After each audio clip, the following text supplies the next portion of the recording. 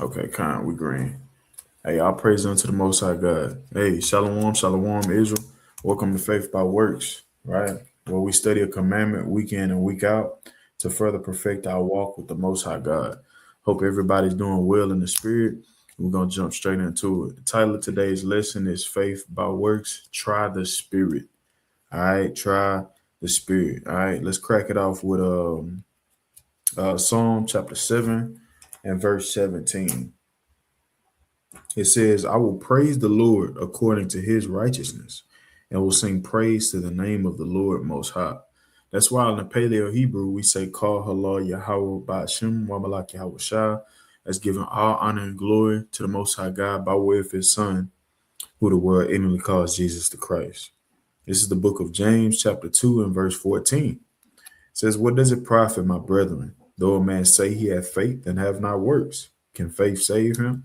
So simply saying that you have faith, that you love the Lord, and that you have a relationship with him. God know my heart, right? All of these things that we say in the Israelite community, right? Well, not in the Israelite community, but us as a nation, right? In the world.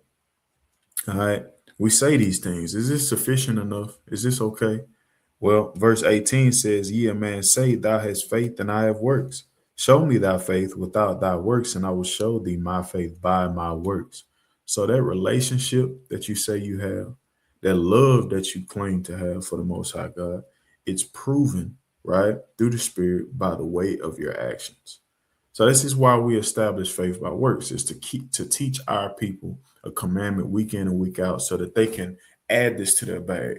You know, we often watch basketball and you see these little videos of these little influencers that play street ball and so on and so forth. Hey, add this to your bag. You know what I'm saying? The through the legs, the layup, all this and that and the third. Well, try the spirit is one of those commandments that you can add to your bag. All right. First John chapter 3 and verse 18 says, My little children, let us not love in word, neither in tongue, but in deed and in truth. So you can say all of what you want, right? You can say it, right? You can swear it up and down. But the Most High God is looking at your deeds, man. Right? So what is the deed? What is the truth? It's trying of the spirit. Let's go to Sirach chapter 6 and verse 7. It says, If thou wouldest get a friend, prove him not hasty to credit him. All right. So when you go into Sirach 6, you know, it's multiple ways to look at it. All right. First of all, I wouldn't say it's just dealing with the man. It's dealing with the woman as well. All right. When you when you are approaching, right, a certain situation, it's important to ask yourselves questions like, is this my sister? Is this my brother? Right? Or if you're approaching what a situation that involves a business partnership, right? Is it wise to establish this partnership? Right? Um, or when you are looking to prove a person as far as like beginning in a covenant, all right, you're looking to marry this person, right? Will he lead me to salvation, right? Or is she going to be a pillar of rest or a thorn in my side? All of these things are questions we should ask ourselves. I'm gonna go to a precept, First John chapter 4 and verse 1. It says, Beloved, believe not every spirit, but try the spirits whether they are of God, because many false prophets are going out into the world. Now, why do we bring this precept out and setting our premise? Well, you have to try the spirit, right? It's very plain upon tables. You have children of God, and then you have children of Satan, right? We learned that in a previous lesson, Brother Gabar brought out, right? You have people who are doing the work of Satan, and you have people who are doing the work of the Lord. And it is important that we be able to discern, to be able to try the spirits, whether they are left or right, so that we can make sure that we're moving in righteousness. You understand? Furthermore, it's reading on and says, What? Hereby know ye the Spirit of God. Every spirit that confesseth that Yahweh Shah Hamashiach is come in the flesh is of God, and every spirit that confesseth not that the Hamashiach Yahweh Shah is come in the flesh is not of God, and this is that spirit of Antichrist, whereof ye have heard that it should come, and even now already is in the world. So the spirit of the Antichrist moves about, and we have to be able to decipher who has it on them and who doesn't. So in practicing discernment is very, very important when establishing a covenant of marriage, of starting a business partnership, or simply just having relations with a person, hanging around a person and starting a friendship with a person. Is this my sister? Is this my brother? Is this person worthy of being my husband? Or is this woman going to be a pillar of rest or a thorn in my side? Am I going to live with regret? And is this going to bring me closer to God or pry me away from Him? These things we must carefully consider in these last days. Because in Timothy, it says what?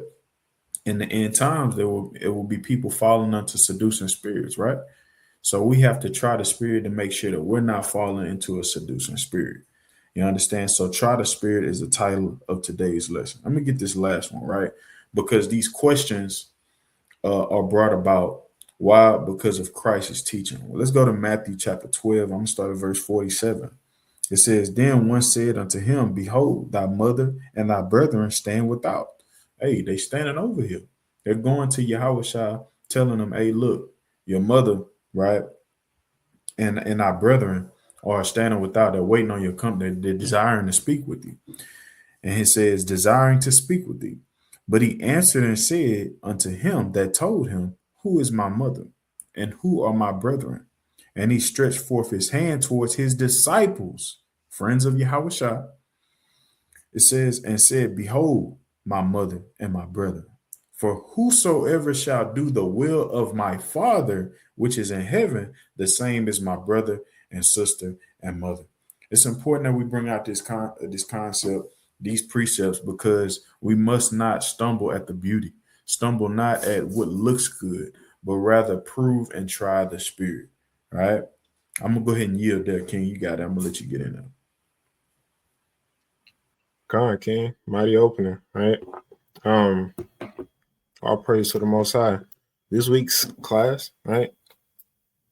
I know we call the series Faith by Works, but what we're diving into today is not necessarily a law per se, right? It's just wisdom, words of wisdom, words to kind of live by, right? Because at the end of the day, you do what you want to do, right? if he or she looks good to you and that's what you want to pursue, hey, you're not sinning in doing that, right? What we want to highlight is how that lack of wisdom can lead to a myriad of troubles down the line, right?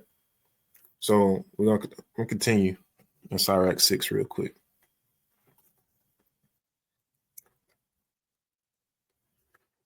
It's book of Sirach chapter 6, verse number 7. It says, if thou wouldest get a friend, prove him first, and be not hasty to credit him, right? We always want to make sure that we're trying the spirit, right? By the spirit, right? Well, Romans 8:16, right? Surely your spirit bears witness with our spirit that we are the children of God, right? We want to start looking into the deeper parts of people, right? We all know the saying, beauty is what? No, I'm about to butcher that. I'm not that old, right? But true beauty is much more than just being skin deep, right? It's all about the countenance of a person, right? The spirit of a person, the personality of a person, right? What their morality and their mental makeup is, right? Everything that glitters isn't gold, right? We all know that saying, right? That's this wisdom that we have to apply when it comes to, like the brother said, going into these covenants, right? That we put ourselves into. Because at the end of the day, when you lay with somebody, you're making a marital covenant, right? So you want to make sure that you're doing so with the right person, not because the person looks good, but because that person is a good friend, right? We continue. Verse 8, it says, for some man is a friend for his own occasion and will not abide in the day of thy trouble. And there is a friend who, being turned to enmity and strife, will discover thy reproach, right? So, I mean, it doesn't matter what a person looks like. You got people that are all about what they can gain from any type of relationship. That's why, I mean, we see things like the term trophy wife, right? The term trophy wife is literally just talking about what a woman that looks good on a man's arm, right? The man is a sole breadwinner. He makes a lot of money. So he has to have him a wife that exudes his wealth, right? Well, it's no coincidence that, especially here in Babylon, right, over 80% of divorces are initiated by who? The women, right? And those women tend to get all of the alimony, right? They get the kids, they get the house, right? And they take that man for everything that he had. Well, if that man took the time to prove that woman, if he was not so focused on the fact that, hey, this is a trophy, I got a trophy on my arm, well, he wouldn't have had to suffer his house being broken up, right? His wealth being taken from him, right? It all goes, it's just wisdom at the end of the day, right? He can do what he want to do, right?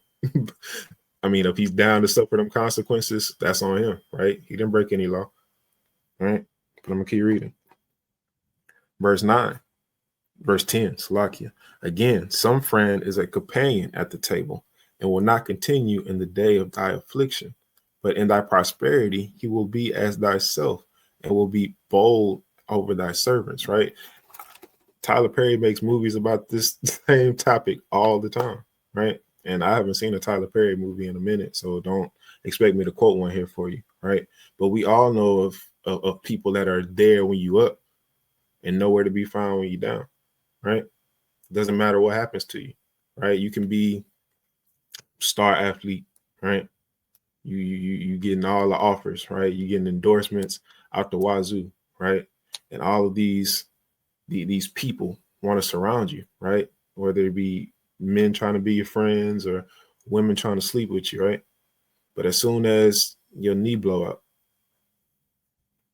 as soon as you can't play no more, your career is over.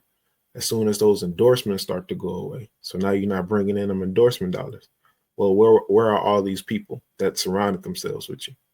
Are they still there? Chances are no, they're not, right? Verse 12, if thou be brought low, he will be against thee, and will hide himself from thy face.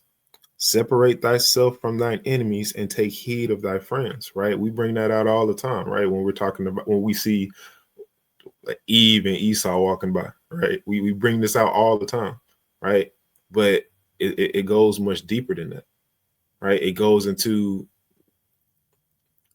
us hanging out with the people that are not good for us, right? And making sure we set our acquaintanceships, our friendships are right? Because your enemy can be somebody that look just like you, but you'll never know it if you're just focused on skin deep things.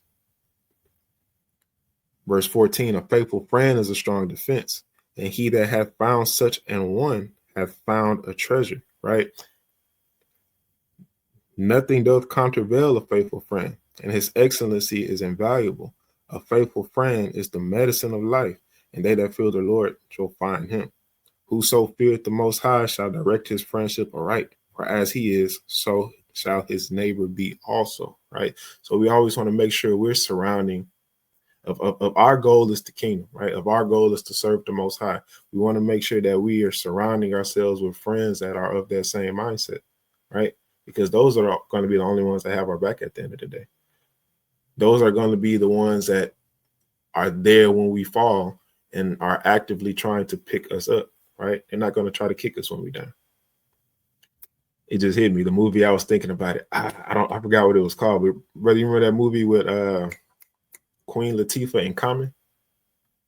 Yeah, you talking about Just Right.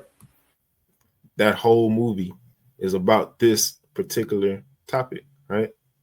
Common was a star basketball player, if I'm not mistaken, right? Get any woman he wanted to, right? And Queen Latifah is Queen Latifah, right? Well, when Common went down with his injury, right? And all those women that were surrounding him at first kind of went away. Well, who was there? The one he would have overlooked in his prosperity, right? The one that he wouldn't have given a second thought to, right? These are things that we miss when we're focused on the things of our eyes, right? Because that beauty is vanity. It's deceitful. Charm is deceitful, right? It's the book of Proverbs, chapter 31. I'm gonna get this and I'm gonna pass it, King. Proverbs chapter 31 and verse 30. It says, favor is deceitful and beauty is vain, right? But a woman that feareth the Lord, she shall be praised, right? And again, it goes both ways, right? A man that fears the Lord, he shall be praised. A woman that fears the Lord, he shall be praised, right? Because at the end of the day, these are the people that the Most High is going to bring up at the last trump, right? These are the people that the Most High is going to show as being the true righteous fruit of this earth, right? Matthew 12 and 33, right? Every tree is known by its fruit, right? And evil fruit is only good to be hewn down and cast in the fire. But with that, I yield. Kind King, mighty points, right? I'm gonna go to a little childhood movie for brothers and sisters and take them back real quick. Pull a little clip one time. Watch this. Can you see my screen, King? Gone. Can you make it full screen? Yeah, I got you.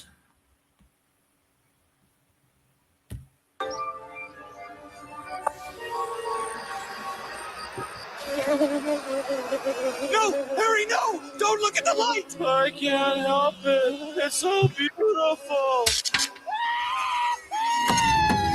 Hey, and just like that, hey, a brother or sister could be out of the truth. A brother or sister can fall out of the spirit and go reprobate, so on and so forth, by simply stumbling at what looks good. This is why it's important to try the spirit, right? That was Bug's Life, right? One of those scenes from Bug's Life where you had a mosquito or you had a bug that was flying towards the light. That UV light looks so good to the bug, which is part of the trap, right? That's one of those lights where bugs just can't get enough of. And whoever invented it seen that and utilized that to trap the bug. Well, we have we have to understand to be vigilant, because Satan, he knows what's beautiful to you. He knows your weaknesses, and he's going to utilize that to get you to stumble, to get you to fall. You understand? So we're gonna go to Sirach 25, of course, the classic, and give verse 21. It says, stumble not at the beauty of a woman and desire her not for pleasure. Hey, we can look at this, right? On both ends, right? Sisters can look at this as well. Stumble not at how handsome the man looks, right? Or how established he is, right? How he can benefit you materialistically, right? Or physically, right? Let's just be adults, right? But it says what? And desire not for pleasure. Make sure that you're desiring this woman as a helpmate, as her role according to scripture. Make sure you desire this man that is going to lead you to salvation. That's going to guide you according to scripture. Because it's a possibility that if you make that decision, which is on you, you're not breaking the law, like the brother said, technically, but you're not practicing good wisdom, and um, in the effect of that, right, cause and effect, in what the consequence of that, that woman could be in an abusive relationship, which started off, he's so charming, he's such a beautiful man, so on and so forth. And then 2 months, 3 months later, right, you start to get to know this person. Then 5 months, now you getting your eye dotted. Now you getting your lip busted, right? Or you're in this relationship with this woman and you seeing that XYZ, you know what I'm saying, is causing her to be a thorn in your side, right? So we have to try the spirit and further prove well and not stumble at the beauty, right? And not just desire for pleasure, right? Because the whole reason of that stumbling is because of the lust spirit. Let's go to Proverbs chapter 6 and verse 25. It says, lust not after her beauty in thine heart, neither let her take thee with her eyelids. Right? And you can look at this on the flip side, ladies, right? Lust not, because you'll see yourself, right? How lust will get in the way of you properly discerning if the person is right for you or not. You understand? Let me go to Sirach 26. I'm gonna give verse 7. It says, an evil wife is a yoke shaken to and fro. He that hath hold of her is as though he held a scorpion, right? And that's just putting things into perspective on what life is like, all because of a decision that you made too hastily or too quick. You understand? No, technically you didn't break one. The letter was not broken, but we seen, right, in the previous lesson by Brother Gabor and Brother Potter, how we built on the concept of just because you didn't break the letter doesn't mean you're not doing something displeasing unto the Lord. You see what I'm saying? So don't put yourself in a position where you're holding a scorpion or you got that thorn in your side. You don't have to. You can take the time out to establish Christ as your foundation, thoroughly prove and thoroughly try the Spirit, so that you don't end up in that situation. So be smart about it. We're encouraging you to be smart. Try the spirits of every relation, not just marriage, but also business partnerships. Also, considering a person a friend. All right. Verse 22 in that same chapter, Sirach 26 and verse 22, it says, an harlot shall be accounted as spittle, but a married woman is a tower against death to her husband. So you have to understand that you want to prove a woman and to see if she's going to be a pillar of rest and to also be a pillar against death. Is she going to give you gray hairs, or is she going to actually groom your hair? You know what I'm saying? Like, you have to be able to try and to see whether this person is good or not. Reading on, it says what? A wicked woman is given as a portion to a wicked man, but a godly woman is given to him that feareth the Lord. So fear the Lord, keep his commandments, which is trying the spirit. 1 John chapter 4 and verse 1, right? And in doing so, you will receive a portion of a godly woman. But you want to be hasty. Hey, that's on you. Make that decision, and now you have a thorn in your side. Now you're stressful. You see what I mean? So what we have to do is we have to be what? Soberly minded, not stumbling at the looks, at what looks good. You understand? Because you can regret it later. I'm gonna go ahead and yield there before I jump into the definitions of the soberly mind. Go ahead, King. Go on, King. Shoot. Well, before you get that, I'll bring out a couple precepts. Some things that we use all the time, but we have to make sure we apply them to how we set our relationships, right? We apply them when we're setting our relationships right?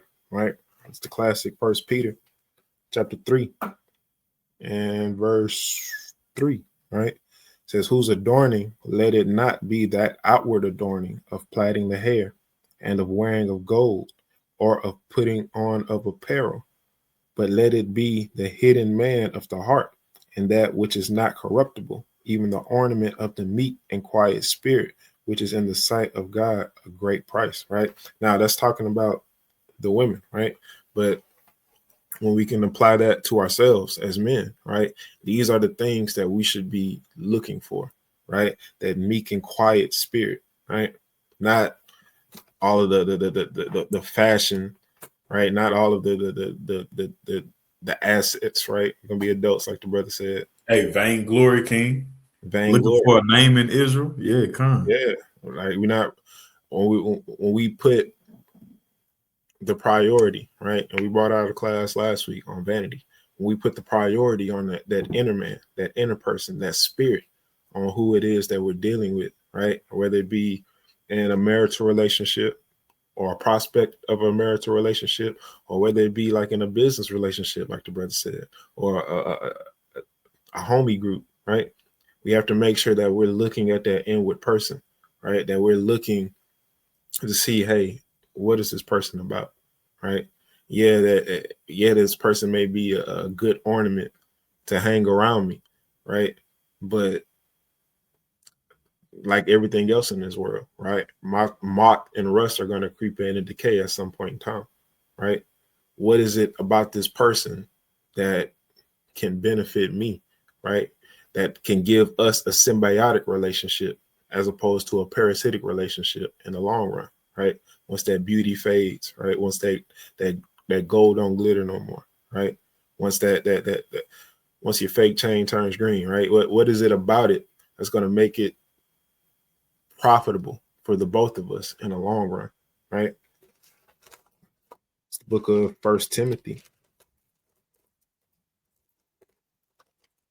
Again, some classic precepts we bring out all the time. Chapter 2 and verse 9. Again, it's talking about the sisters again. But again, as brothers, we can apply this to what it is that we're searching for. First Timothy chapter 2 and 9, it says, in like manner also that women adorn themselves in modest apparel with shamefacedness and sobriety, not with broidered hair or gold or pearls or costly array, but which becometh women professing godliness with good works, right? Again, we look at all these little trinkets, right? Oh, we see a sister, right? Say we out and about. We at the grocery store. We're gonna keep it PG, right? We at the grocery store, and we see a sister. She looking real good, right? She has on this nice outfit, right? It's kind of tight on her, but it's nice, right? I can see the shape on her, and it's like, oh man, she looking real good. Turn around and see her face, right? She has a little makeup popping, right? Little earrings, right? And a little eyeshadow, whatever.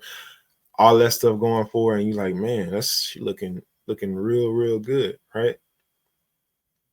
And you go to approach her, right? And you find that she's a whole demon, right? She immediately, her conversation is going left, right? Not saying that she's belligerent or argumentative. She could be, right? But she's automatically talking about things that are not comely for a woman to be talking about, right? She's real crass in her speech, right? And if you don't know what that word crass is, it's an old word. Look it up. C-R-A-S-S, I believe is how it's spelled. She's real crass in her speech, right? Now, a lot of jakes, let's just be honest, right? If it look good enough, they willing to forgo that, right? Just to, again, we all adults, just to lay with that woman, right? And in their minds, they're thinking, hey, I'm just gonna do this one time, and because I can't keep this headache around me, right? But us in this truth, we understand that what the act of laying with that woman is a marital contract that you just made, right? And doing anything other than committing to that woman as her husband, making her your wife, is fornication, right? So that worldly mindset of, you know what, I can just hit it and quit it, so to speak, is something that we can't have in this truth, right? And we already understand that. So when it comes to choosing a woman, right, well, the thing that should have cut all of that off was the crass speech, right? I mean, yeah, it was one thing to see that she was real beautiful, right? But as soon as she started talking, you should know, hey, you know what? No mas, not for me, right? It all goes back to proving a friend, right? And making sure that you're setting your relationships all right, right? And I'm gonna yield right there, King, because I want to definitely get into this sober-minded definition. Kind. That's the spirit. Because what I want to do is I want to get this definition, because before the approaching should even take place, you should be able to see things if you're moving in a soberly mind, right? Yeah, we understand that the women of our nation is beautiful. They have shapes, right? We have athletic builds. We come from a set apart lineage. You understand? Our women look way better than all these other nations. You understand that with God's chosen, right? But there's certain things you need to look at before you even make the approach, though, right? So let me share my screen and we're gonna get the definition of sober mind, right? All right.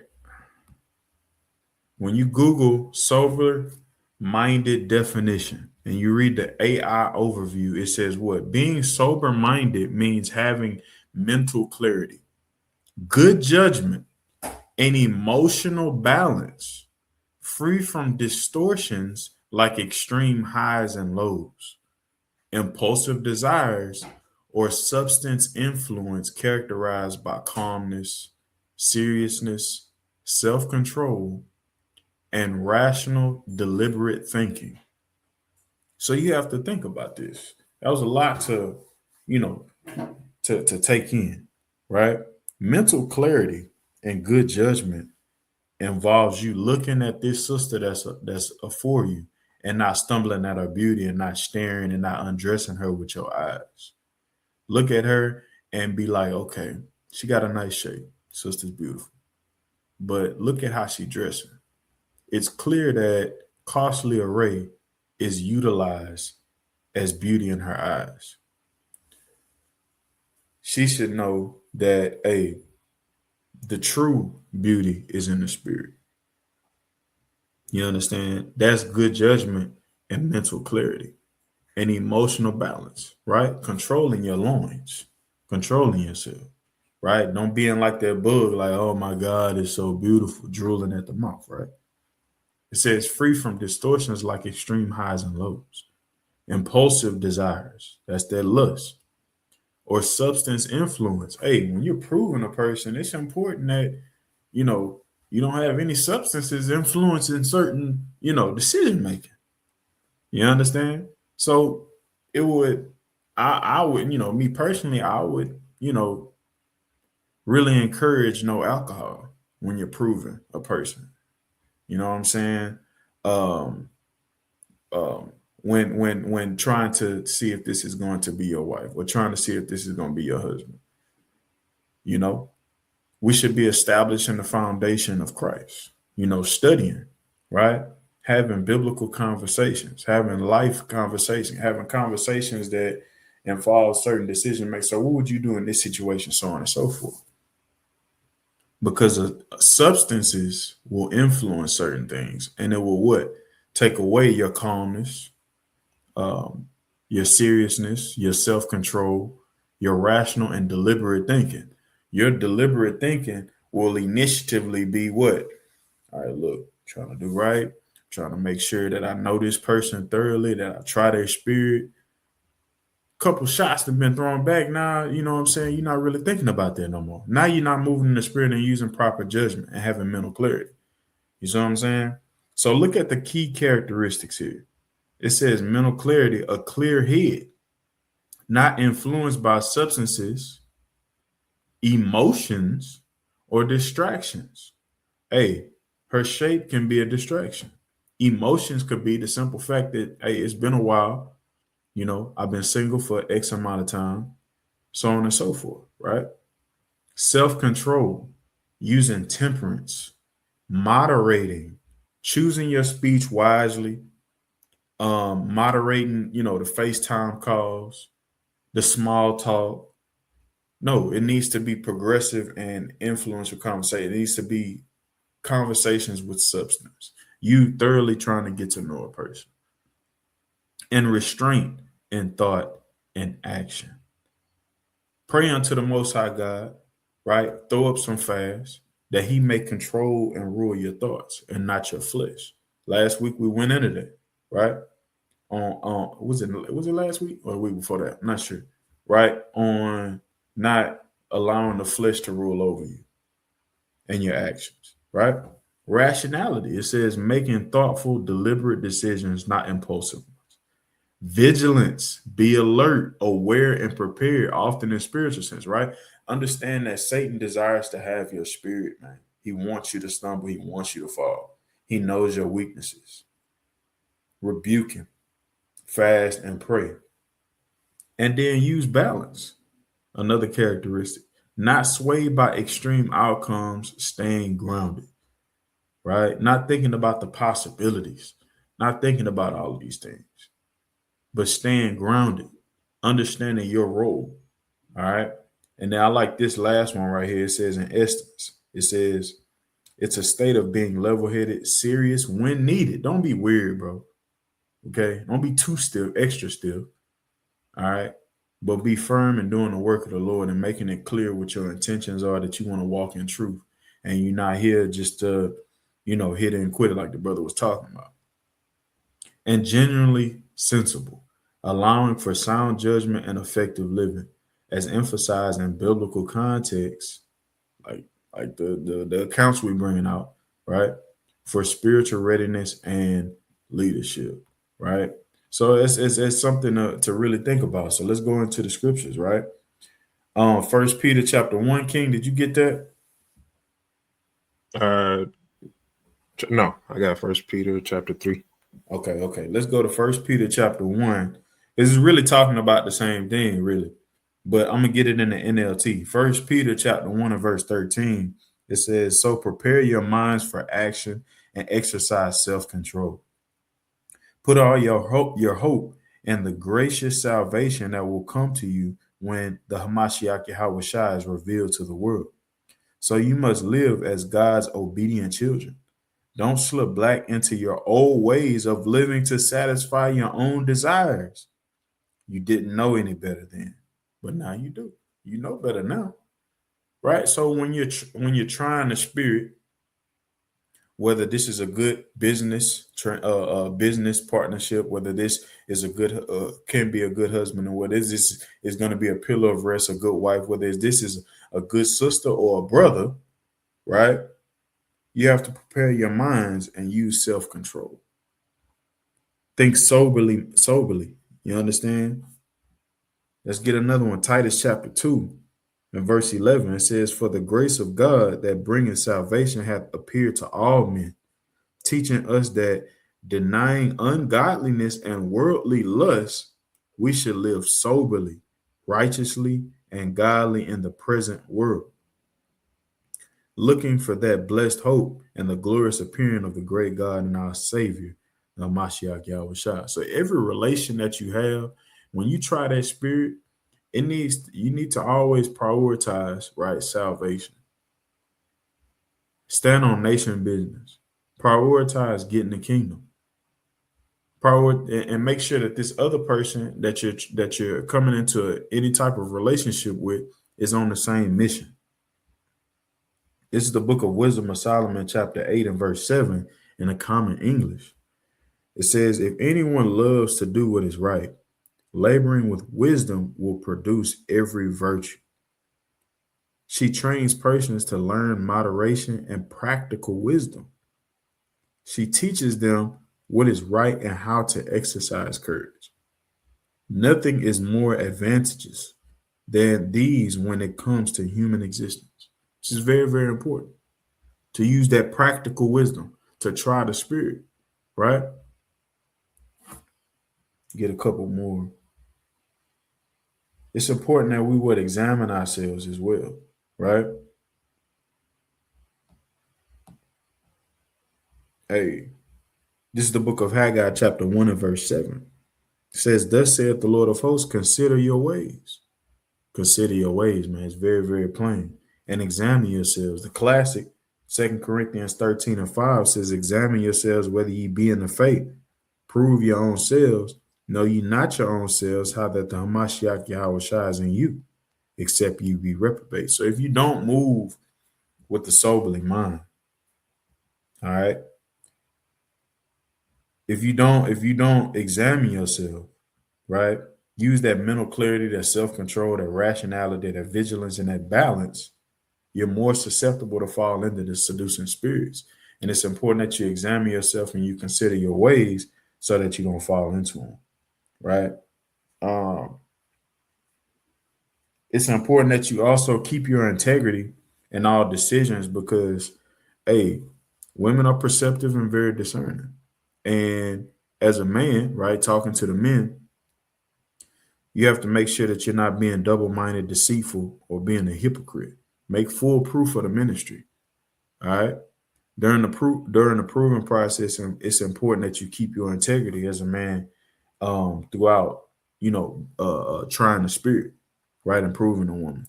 Proverbs chapter 11 and verse 3 in the NIV says what? The integrity of the upright guides them, but the unfaithful are destroyed by their duplicity. And what does duplicity mean? When you Google that, it's doubleness, it's deceit. You understand? So that's very, very important to keep in mind as well, because you have to, like, okay, say you proving a woman, you doing all of this teaching and you going over the scriptures and you breaking down scriptures to her, but you're giving in to the seduction, you're giving in and you're stumbling at her beauty. She's gonna be kind of looking at you like, you don't really believe this for real. You know what I'm saying? So it's something to really take into consideration. You have to practice what you teach. You understand? Because if you don't, now she's not gonna take this truth serious. You understand? You set the tone, right? So that's very, very important during the proving process as well. I just wanted to bring that out, right? And keeping the integrity when you examine yourself, right? I yield there. King, that's actually really mighty, right? There's a point that you made when you're talking about, well, honestly, when you're talking about making sure that you're keeping the things that you know you should be keeping, even in the face of what a pretty face, right? Something that'll make anybody just go lose they. I mean, it goes back to those cartoons, right? Them old, I don't know, brothers. I'll be showing my age a lot on here. I don't know if brothers remember them old Looney Tunes or whatever, right? They had like they had the one with like the wolf, right? The wolf wearing the tuxedo, mind you. When the little pretty little, I guess it was a cat or whatever that animal was, walked in, it was obviously a woman, and he just eyes just pop out his head, and he just started Yeah. just going. I mean, you also got The Mask with Jim Carrey. Yeah, it's the same thing. Same thing. That's where it came from, right? So it's all about keeping that integrity, right? Because it's real easy to stumble, right, at the beauty of anything, right? Mind you, we keep going back to men, women, right? But I mean, it's a myriad of things that will make us stumble just because of the lust of our eyes, right? And the pride of life, right? So kind of just for the sake of time, I'm gonna go into this account, right? And it's kind of on the flip side, right? So bear with me, but we're gonna go into the account of one of our righteous foremothers, right, who utilized this wisdom, right, in order to deliver her people out of the hands of our enemies, right? So let's set the stage, right?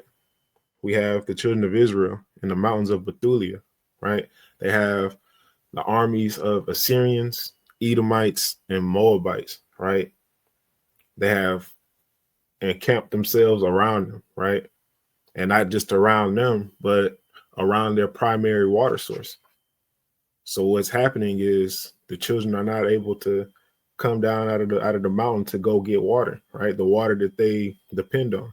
That's what they drink. That's what they water their crops with, right? That's what they bathe with, right? So now they're starting to go thirsty, right? And the elders had it in their mind, right, that, you know what, instead of us sitting here dying of thirst, let's just surrender to them, right? Because that'll be better. And if the Most High wants us to stay alive, he'll save us, right? Honestly, trying to tempt the Lord, right? But let's see how our righteous foremother Judith approaches the situation, right? This is the book of Judith, chapter 8, and start at verse 1. It says, now at that time, Judith heard thereof. Hey, and Salaki, King, if you don't mind, can you bring up that sober-minded thing back on the screen? It says, now at that time, Judith heard thereof, which was the daughter of Merari, the son of Ox, the son of Joseph, the son of Oziel, the son of Elsiah, the son of Ananias, the son of Gideon, the son of Raphaim, the son of Axito, the son of Eliu, the son of Eliab, the son of Nathaniel, the son of Samuel, the son of Salasadai, the son of Israel, right? And Manasseh was her husband of her tribe and kindred, who died in the barley harvest. For as he stood overseeing them that bound sheaves in the field, the heat came upon his head, and he fell in his bed and died in the city of Bethulia. And they buried him with his fathers in the field between Dothaim and Balamo. So Judith was a widow in her house 3 years and 4 months, right? I want y'all to keep this in your minds, right? She was a widow for 3 years and 4 months. And as she made her tent upon the top of her house and put on sackcloth upon her loins and wear her widow's apparel, and she fasted all the days of her widowhood, save the eves of the Sabbaths and the eves of the new moons and the feasts and solemn days of the house of Israel. So Judith is a widow, have been so for 3 1/3 years, right? And she's wearing her widow's apparel, right? Very, very meekly dressed, right? Nothing super exuberant going on with her attire, right? She's not flashy in any sense of the word, right? Well, verse 7 says she was also of a goodly countenance and very beautiful to behold. And her husband Manasseh had left her gold and silver and men servants and maid servants and cattle and lands, and she remained upon them. So she was very beautiful, very, very beautiful to look at, right? And she had all of those things, all of those riches, so to speak. So she was able to adorn herself in the fanciest of apparel, but she chose not to, right? She was a godly, again, one of our most righteous foremothers, right? She wore her widow's attire, right? Let's see how she decided to approach this situation, right? Now, when she heard the evil words of the people against the governor, that they fainted for lack of water, for Judith had heard all the words that Ozias had spoken unto them, and that he had sworn to deliver the city unto the Assyrians after 5 days. Then she and her waiting woman that had the government of all things, that she had to call Ozias and Chabris and Tarmis, the ancients of the city, right? And they came unto her, and she said unto them, hear me now, O ye governors of the inhabitants of Bethulia, for your words that ye have spoken before the people this day are not right, touching this oath which ye made and pronounced between God and you, and have promised to deliver the city to our enemies, unless within these days the Lord turn to help you. And now who are ye that ye have tempted God this day, and stand instead of God among the children of men? And now try the Lord Almighty, but ye shall never know anything, for ye cannot find the depth of the heart of man, neither can ye perceive the things that he thinketh. Then how can ye search out God, that hath made all these things, and know his mind or comprehend his purpose? Nay, my brethren, provoke not the Lord our God to anger. All right, so she's rebuking the elders, right? Basically, right? She's showing a mental clarity, right? She's being clear-headed, right? She understands the situation. She understands that her people are going dry, literally, right? Because the enemies have taken control of their water sources, right? But instead of giving themselves over to that fear of dying through thirst, like the elders of the city have done, right? She's saying, hey, no, she's putting the Most High in his proper place. Hey, trust in the Lord, right? You are not the Lord. Why are you making these decisions? And why are you trying to tempt the Lord through your decisions, right? So she comes up with a plan. We're going to jump down, right? Verse 30, it says, but the people were very thirsty and compelled us to do unto them as we have spoken, and to bring an oath upon ourselves, which we will not break.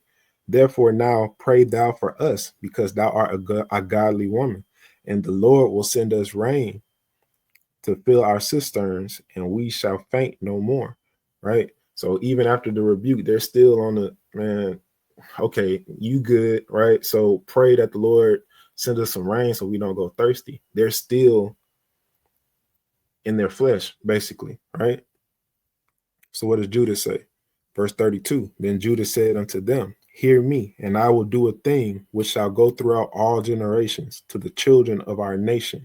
Ye shall stand this night in the gate, and I will go forth with my waiting woman. And within the days that ye have promised to deliver the city to our enemies, the Lord will visit Israel by mine hand. But inquire not ye of mine act, for I will not declare it unto you till the things be finished that I do. Right. So she's about to put her plan in motion. Right. I'm gonna start with how her plan is starting to take shape, and then I'm gonna yield, Ken. I'm gonna pass it. Right. Chapter 10 and verse 2. Right. Well, first, because I don't want to skip over this. Chapter 9, she's praying and giving supplication to the Most High. Right. She's being rational. Right. And showing vigilance and balance. Right. She's not being swayed by the extreme outcomes that her people are facing. Right. She, again, like she told the elders, right, the Most High is the Most High. Lean on him. Right. She's doing that first. In chapter 9, she's praying to the Most High, asking him for guidance, asking him to lead her steps, right, so that her people can be delivered. Right. We jump to chapter 10, verse 2. This is where her plan starts to take shape. She arose where she had fallen down and called her maid and went down into the house, in the which she abode in the Sabbath days and in her feast days, and pulled off the sackcloth which she had on, and put off the garments of her widowhood, and washed her body all over with water, and anointed herself with precious ointment, and braided the hair of her head, and put on attire upon it, and put on the garments of gladness, wherewith she was clad during the life of Manasseh her husband. And she took sandals upon her feet, and put about her bracelets, and her chains, and her rings, and her earrings, and all her ornaments, and decked herself bravely to allure the eyes of all the men that should see her. Right. So again, Judith was a widow for 3 years and 4 months. Right. And she had on her widow's attire. Right. She was not out here flashy at all. She was very meekly dressed. Right. Somebody that you wouldn't notice in the day to day. Right. But now she has this plan. Right. And her plan is to allure the eyes of all the men that see her. So now she's starting to deck herself in all these fancy ornaments, right? All these this fancy dress, right? She's cleaning herself up. She's beautifying herself, an already beautiful woman, right? With the intent of alluring eyes, right? This is the foundation of her entire plan, right? I'm gonna jump down to verse 6. Thus they went forth to the gate of the city of Bethulia, and found standing there Ozias and the ancients of the city, Chabris and Charmis. And when they saw her, that her countenance was altered, and her apparel was changed, they wondered at her beauty very greatly, and said unto her, the God of our fathers, give thee favor, and accomplish thine enterprises to the glory of the children of Israel, and to the exaltation of Jerusalem. Then they worship the Most High. Right. So again, she's keeping her enterprises, right? Her plan, a secret from them, right? But we're reading it as it unfolds, right? And with that, I'm gonna yield right there. Con, right? So what I want to drive home is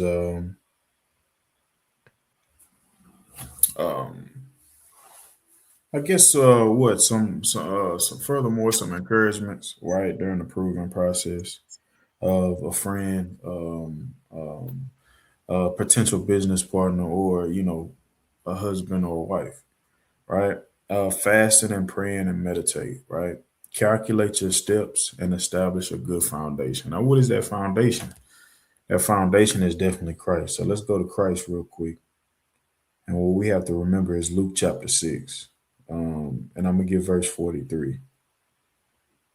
Start at verse 43. It says, for a good tree bringeth forth not forth corrupt fruit, neither doth a corrupt tree bring forth good fruit. For every tree is known by his own fruit. So you know a person by their actions and the spirits that they push out. You understand? The fruits of their labor. You know a person who they is like by what they say and what they do, not how they look, right? Because we look upon a tree and we say, "Oh, that's a good tree. That's a nice tree. I see all the fruit on it."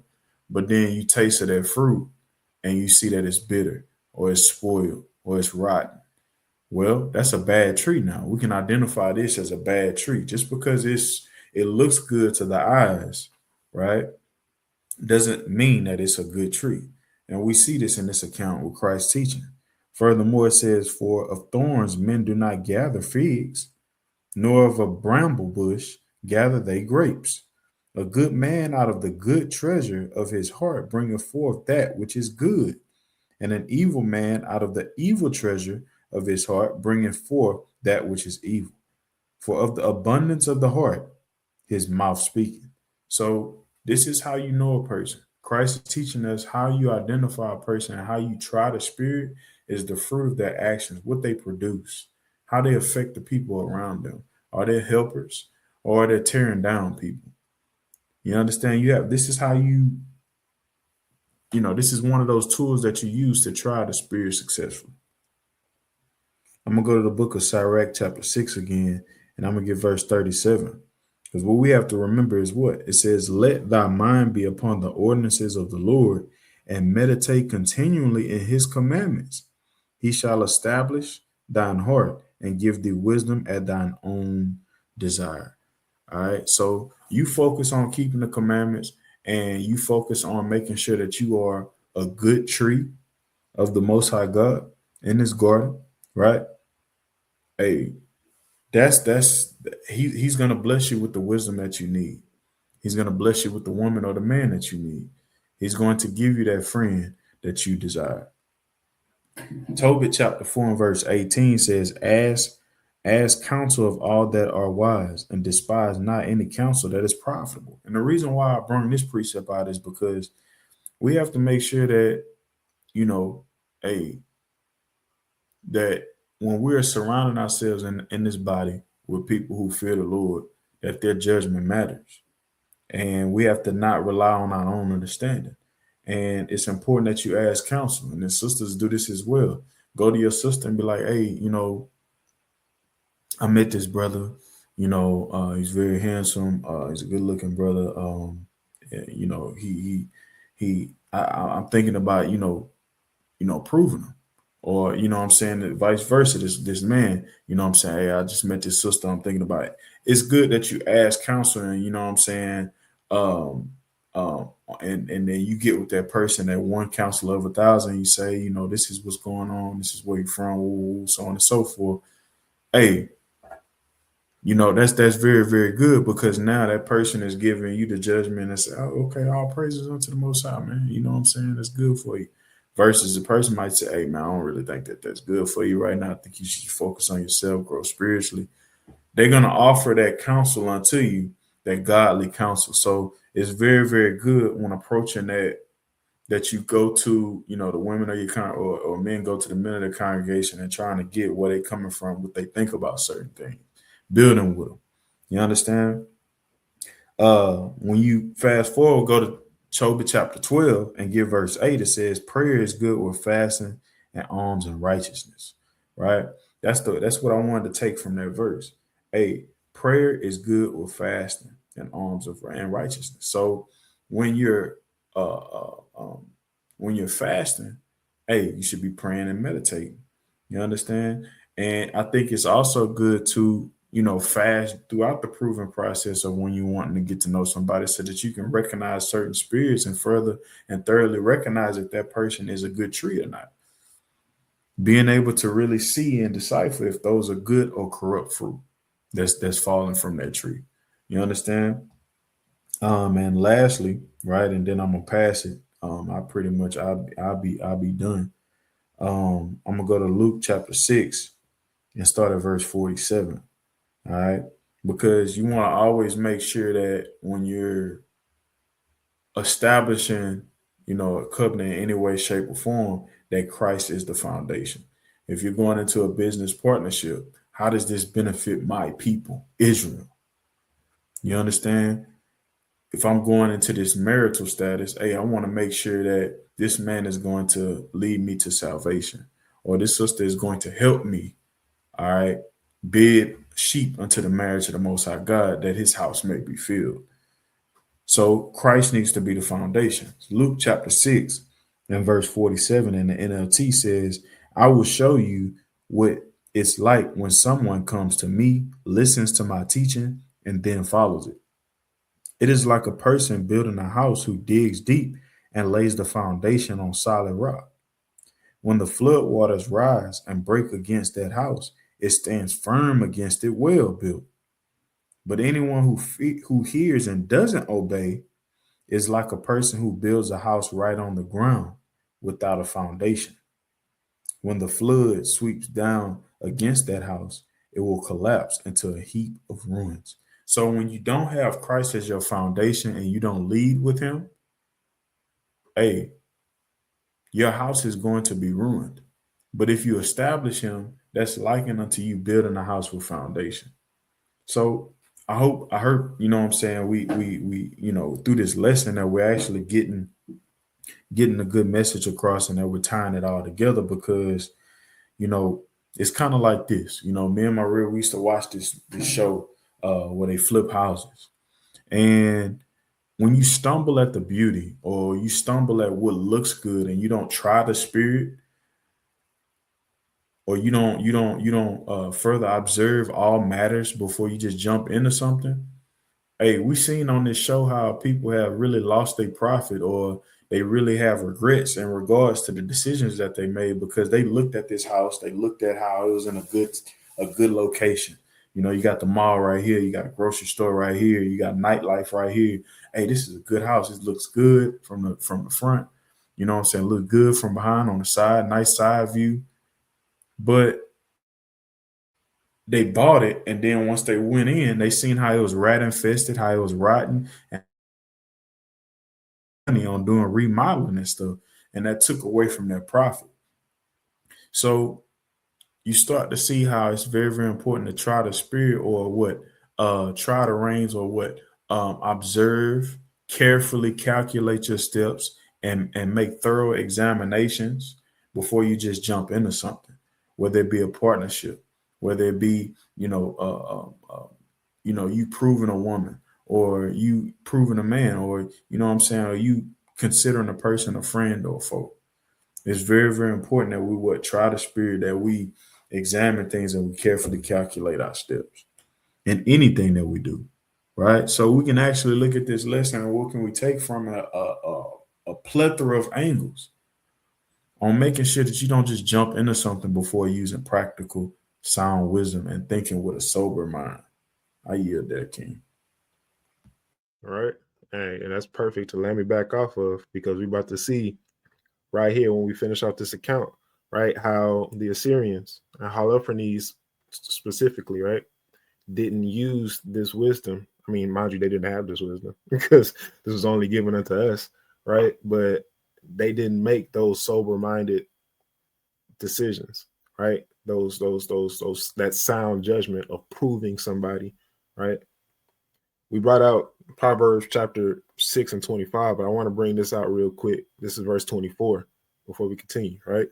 To keep thee from the evil woman, from the flattery of the tongue of a strange woman, lust not after her beauty in thine heart, neither let her take thee with her eyelids, right? Now, by no means am I calling Judith an evil woman. It's quite the opposite. One of our most righteous foremothers. Can't say that enough, right?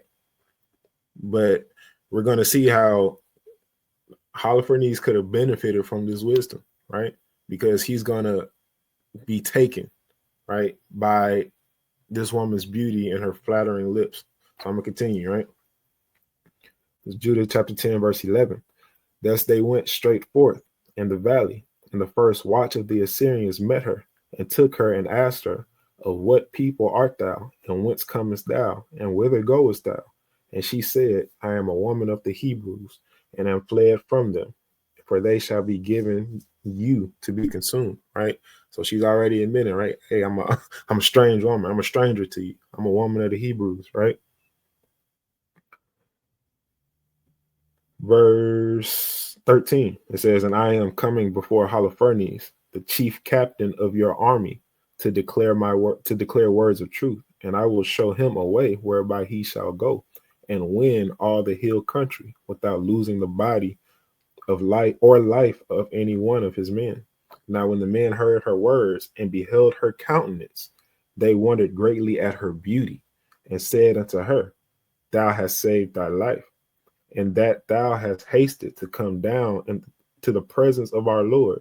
Now therefore come to his tent, and some of us shall conduct thee until they have delivered thee to his hands. Right? So automatically, just because of her beauty and because of her flattering tongues, right, they're not taking any type of time to prove this woman, to question this woman, right, to see what this woman is about, to observe this woman. They like, you know what? Hey, we like what you said, and you look good. We about to bring you to our leader, right? Verse 18. Then was there a concourse throughout all the camp, for her coming was noised among the tents, and they came about her as she stood without the tent of Holofernes, till they told him of her. And they wondered at her beauty, and admired the children of Israel because of her. And everyone said to his neighbor, who would despise this people that have among them such women? Surely it is not good that one man of them be left, who being let go might deceive the whole earth. Right? Now, automatically, this is what their mindset is on. Right? Hey, this woman she got it. She banging. Oh my goodness, she's so fine. Like, I don't understand how anybody can hate her people because they got women that look like her. Right?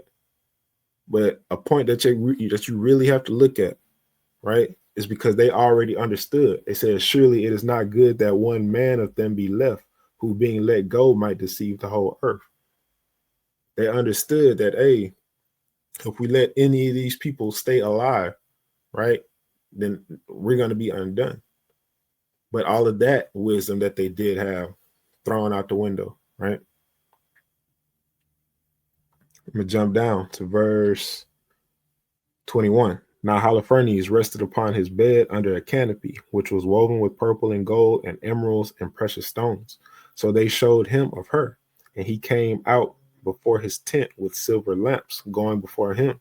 And when Judith was come before him and his servants, they all marveled at the beauty of her countenance.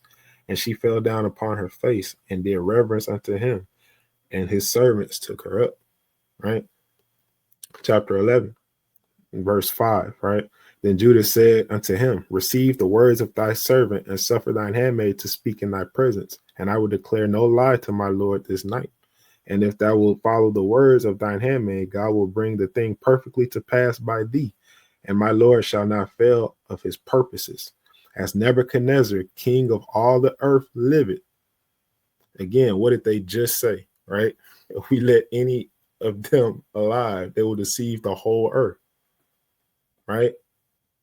And now here she is talking to one of the chief captains of the king of the whole earth's army, right? Says, who had sent thee for the upholding of every living thing. For not only men shall serve him by thee, but also the beasts of the field and the cattle and the fowls of the air shall live by the power under Nebuchadnezzar and all his house. We have heard of thy wisdom and thy policies, and it is reported in all the earth that thou only art excellent in all the kingdom and mighty in knowledge and wonderful in feats of war. Right? Now, she's literally hitting them with the flattery, right? They've already beheld her beauty, right? They're stuck on it. They're like, goodness, this woman looks good.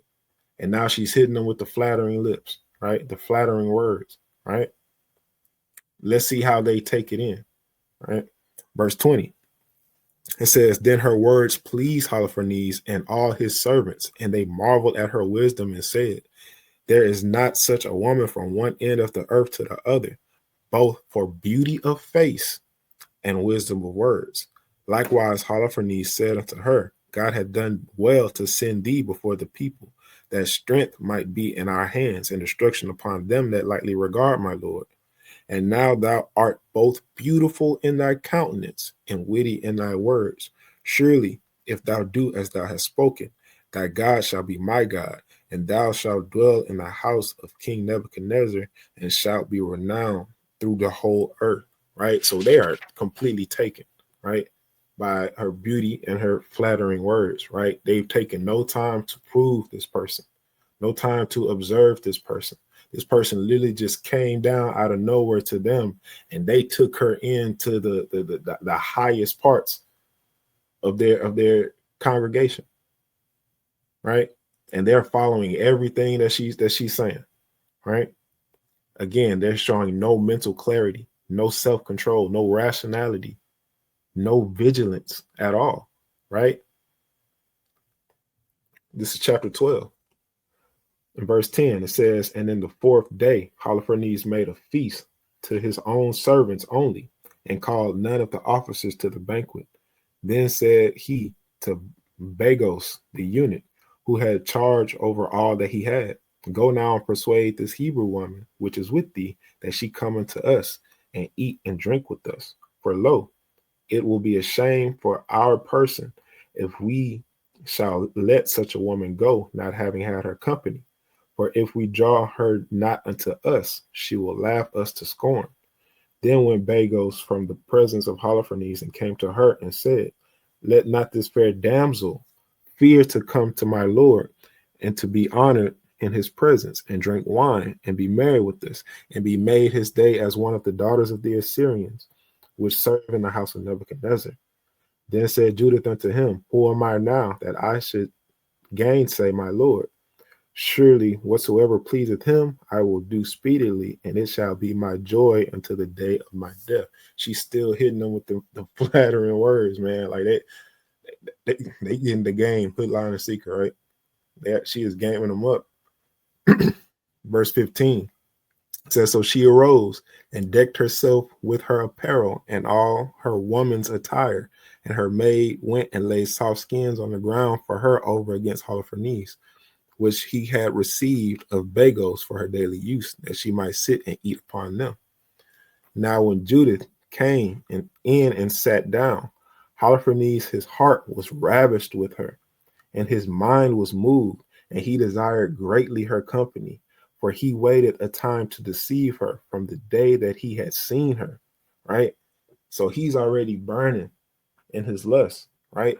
He's already going against the wisdom that we brought out in Sirach 25 and 21, which says, stumble not at the beauty of a woman, and desire her not for her pleasure. Now, that's all that's on Holofernes' mind.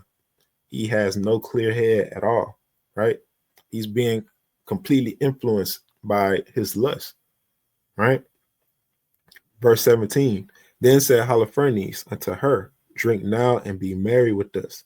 So Judith said, I will drink now, my lord, because my life is magnified in me this day more than all the days since I was born. Then she took and ate and drank before him with what her maid had prepared. And Holofernes took great delight in her, and drank more wine than he had drunk at any time in one day since he was born. So he's so taken, man, that he was turning up, right? Definitely have just throwing him back, drinking more. It says he drank more that night than he ever drank at any point in his life, right? That's how taken he is by what? Her beauty and her flattering lips. Never at any point in time using any type of wisdom to prove this stranger that he just met, right? That's of the enemy nation who he's trying to conquer right now. Now let's wrap this up with a bro, right? Chapter 13.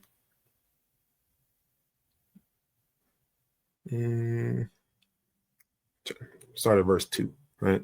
And Judith was left alone in the tent, and Holofernes lying along upon his bed, for he was filled with wine, right? He's blacked out, he didn't drink so much, right? He laying across his bed. Now Judith had commanded her maid to stand without her bedchamber and to wait for her coming forth as she did daily, for she would go forth to her prayers, and she spake to Bagos according to the same purpose, right? So she telling everybody, hey, clear the room, while Holofernes is on his bed, blacked out, drunk, right? Verse 4, so all went forth, and none was left in the bedchamber, neither little nor great. Then Judith, standing by his bed, said in her heart, O Most High God of all power, look at the present upon the works of mine hands for the exaltation of Jerusalem. For now is the time to help thine inheritance and to execute mine enterprise to the destruction of the enemies which are risen against us. So this was her plan all along, right? To use her beauty and her flattering lips to destroy her enemies, right? This was her plan the entire time. Verse 6, then she came to the pillar of the bed, which was at Holofernes' head, and took down his falchion from thence, and approached to his bed, and took hold of the hair of his head, and said, strengthen me, O Most High God of Israel, this day. And she smote twice upon his neck with all her might, and she took away his head from him.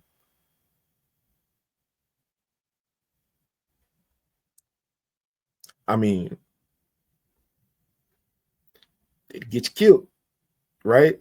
That lack of wisdom, that lack of mental clarity, right?